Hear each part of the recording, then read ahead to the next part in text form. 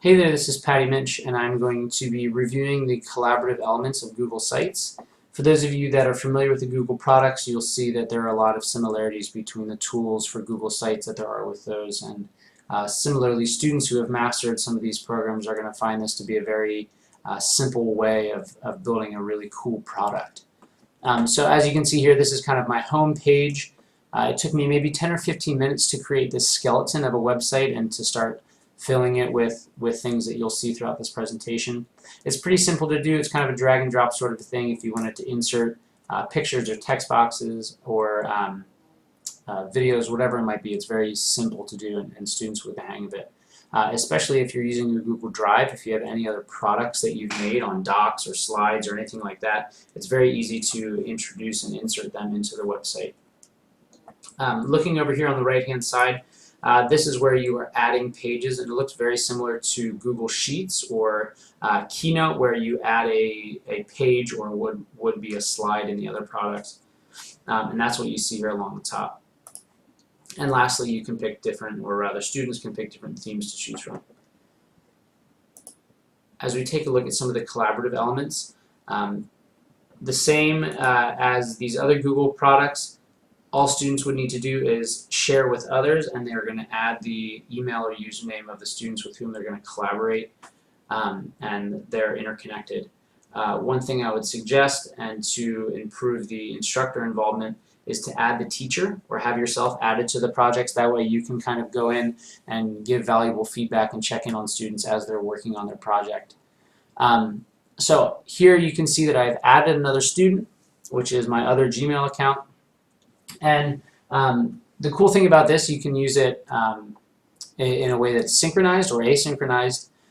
You will actually be able to see as another student is working on this slide. I can work on the same slide at the same time another student is, and I can see exactly what they're doing.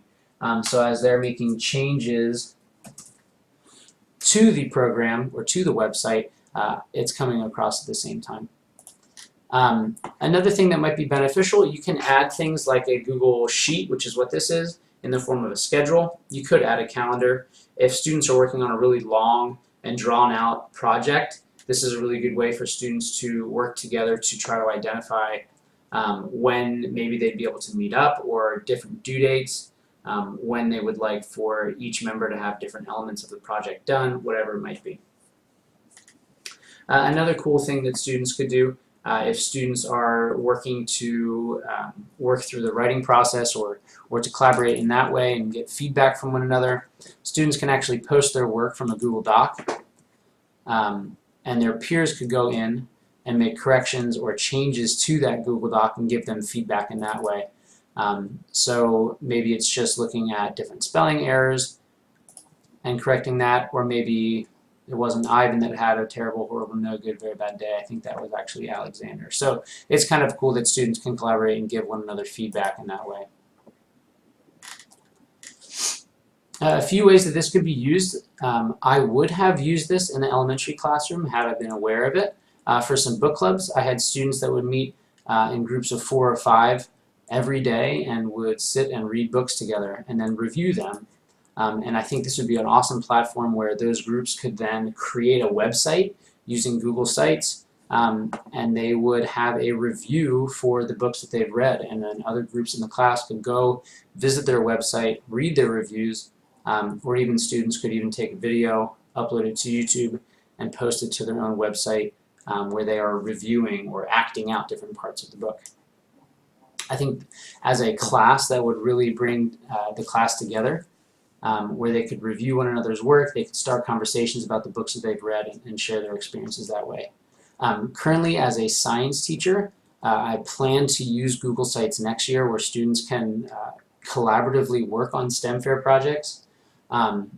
Using Google Docs and using Sheets and especially charts are going to be huge next year as they work through the STEM fair process. But also their final product could be posted as a Google site rather than creating a cardboard science fair board. They could create a website.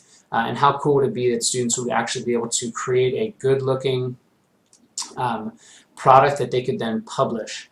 Just imagine the buy-in and the collaboration that would go in to make a really solid, good looking finished project.